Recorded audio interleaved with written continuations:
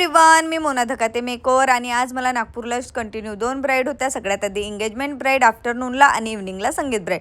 तर त्यासाठी मी सगळ्यात आधी आली एंगेजमेंट ब्राईडकडे. तिच्यासोबत मी डिस्कस केलं की तिला कसा लुक पाहिजे आणि त्या अकॉर्डिंग मी मेकअप स्टार्ट केलेला आहे. तर मेकअपमध्ये मी आधी बेस बनवला आणि त्यानंतर आय मेकअप केला.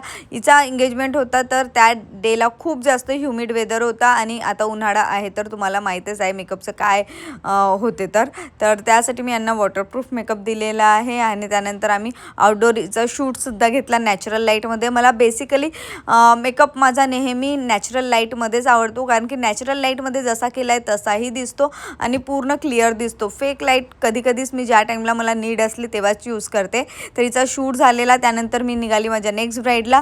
तिच्या चेनसाठी प्रचिताई थांबलेली होती. इकडे मी जी आलेली आहे ही श्वेता आहे. हिचा मी एंगेजमेंटचा मेकअप केलेला आणि यांना आवडला होता तर हिने मला वेडिंगसाठी पण बुक केलं. तर आज हिचा संगीत फंक्शन आहे, फर्स्ट डे.